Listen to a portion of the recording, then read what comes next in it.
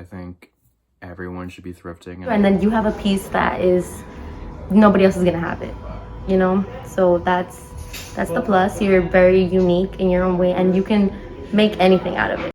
It's kind of like my favorite thing to do in the whole world. Maybe 85% of my wardrobe is thrifted. Every day, not every day, but like at home. If I'm at home in Arlington, every day I go thrifting. I worked a lot in high school, like with like jobs at like restaurants and retail and stuff. And then I worked at Banana Republic and like hated every minute of it. So I quit and I needed a way to make money because I was really broke. So I started like going to like stores and I wouldn't look anything up or do any research. I just buy stuff that I thought looked cool. And then I put it on Depop or on Instagram and it'd sell like immediately. And I realized that I kind of had like a knack for it, I guess. I started off with clothes and vintage and I moved into like designer bags and stuff. And then now I'm doing a mix of both. And it's fun. And it's what I do to make money. It's really like gratifying when like you buy something for 20 bucks and it's worth like 200. It feels really good when that sells. Really, really important to remember why thrift stores exist in the first place. Thrift stores are for people of lesser income to buy clothes. It's just really important to keep in mind the privilege you have when thrifting.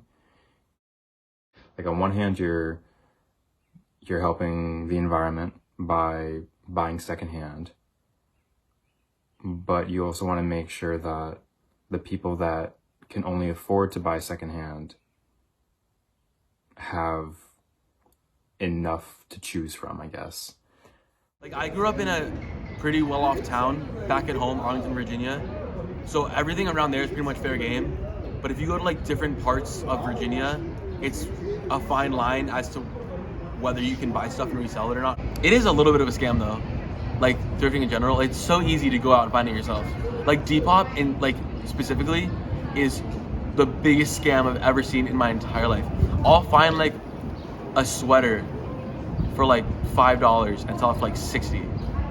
If you go to like a Salvation Army or a Goodwill, you can find that same exact sweater or something very similar to it for $5. Like, it's such a scam. Months now.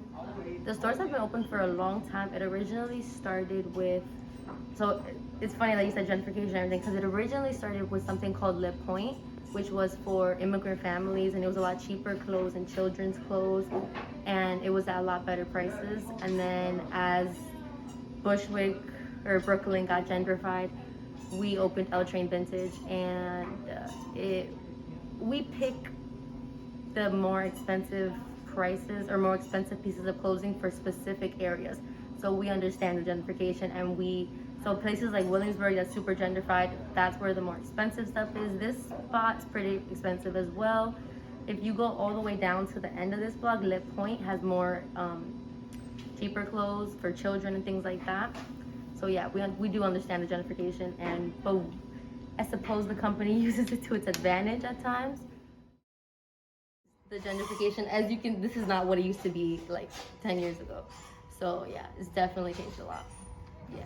Of our usuals, like people that we know from a long time, they know a lot about material. They know like the one stitch rule. When clothes has one stitch is a lot more valuable than when it has two stitch, and all that stuff. There's always gonna be name brands that are worth more, so they make this look like, okay, it's not too much, so we can make it so much more. I'm a part of YECA, which is Youth Environmental Consumers Alliance. It's a group started by this girl that I graduated with. Her name is Sophia Gustafson, and it's a really good page to follow. I think that their Instagram handle is YECA Official.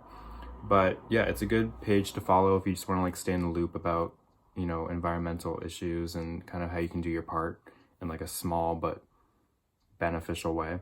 A lot of people don't realize how harmful fast fashion is to the environment. It takes a lot of water to make a shirt, make a top, make pants, which is insane to me. And these places are just mass producing product on product on product. And you know, it doesn't really matter if it's being purchased or not. They're still going to be doing the same thing over and over and over again.